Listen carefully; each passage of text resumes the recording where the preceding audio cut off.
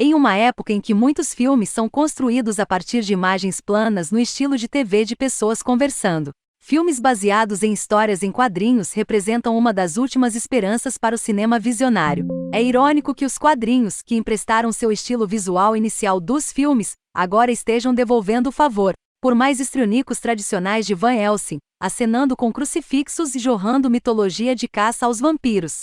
Há algo muito mais reconfortante em um Wesley Snipes empolgado chutando 6 tipos de merda de mortos-vivos dos sugadores de sangue mortos-vivos. Conheça a lâmina. Desde o início, é claro que este é um herói problemático. Uma sequência de pré-créditos o faz entrar no mundo logo após o encontro fatal de sua mãe com um demônio pontudo da noite. Dificilmente seu nascimento modelo. Mas todo super-herói tem seu lado sombrio para lutar, e ser meio vampiro apenas deixa você com um desejo agravante por carne cozida muito, muito rara. Com um soro bacana suprimindo esses desejos e equipado com armamento do armeiro grisalho, Abraham Whistler, Christopherson, Blade lança uma cruzada de um homem só para livrar o mundo dos vampiros, abandonando a combinação clássica de cruz e água benta para uma confiança mais direta em dardos pesados, balas cobertas com essência de alho e uma espada afiada em prata. Blade estrelado por Wesley Snipes como um assassino de vampiros que está engajado em um Armagedon pela posse da Terra, é um filme que aprecia alto estilo visual.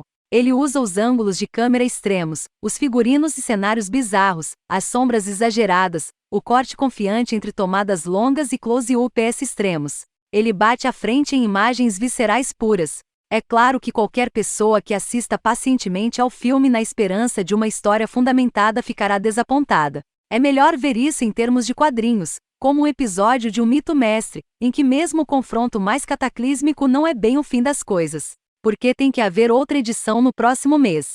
A história, como tantos mitos cômicos, envolve pessoas comuns que estão conectadas através de um super-herói a um universo oculto que se esconde abaixo da realidade.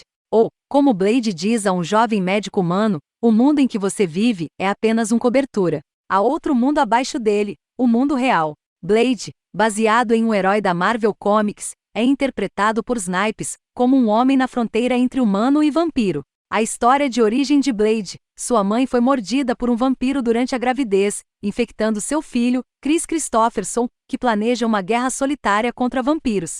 Agora Blade, elevado à idade adulta, é a ponta de lança dessa batalha, pois os vampiros espalham sua influência pelas principais cidades. Um de seus principais pontos de encontro: danceterias noturnas secretas, onde as vítimas são atraídas pela promessa de emoções proibidas, apenas para serem mordidas e convertidas. O filme é construído em torno de uma série de grandes cenas de ação. O primeiro apresenta uma atualização de um velho amigo dos filmes de Hong Kong dos anos 1970, a guilhotina voadora. Este é um bumerangue de ponta de faca que gira, corta e retorna ao seu dono.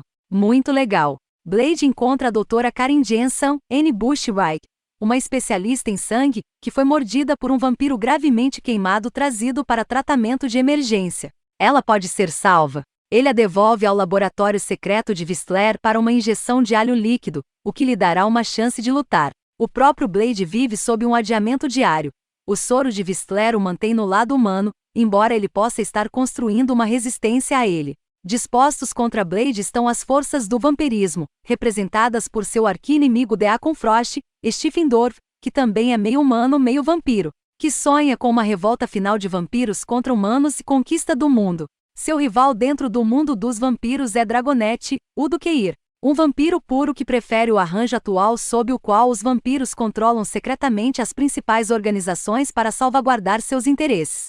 Há muita mitologia subjacente aos planos de Frost, incluindo a evocação de um antigo deus vampiro que pode retornar para liderar as criaturas em sua conquista final. O cenário para a cena climática é um templo fantasmagórico de vampiros onde Blade deve arriscar tudo em um confronto titânico. O filme, dirigido por Stephen Norrington, é mais um de um grupo recente de filmes da New Line Cinema que combinam imagens de quadrinhos, universos noir e a herança visual do expressionismo alemão.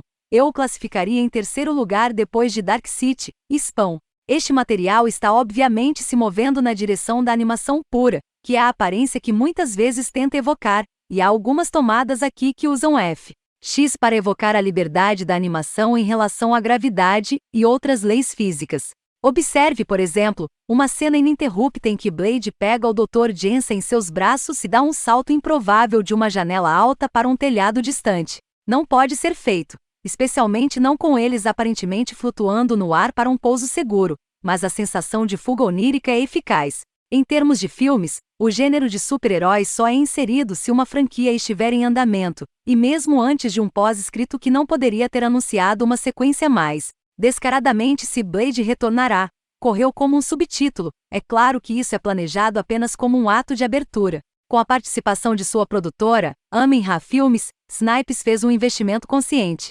Wesley Snipes entende o material de dentro para fora e faz um Blade eficaz, porque sabe que o ingrediente-chave em qualquer super-herói interessante não é a onipotência, mas a vulnerabilidade.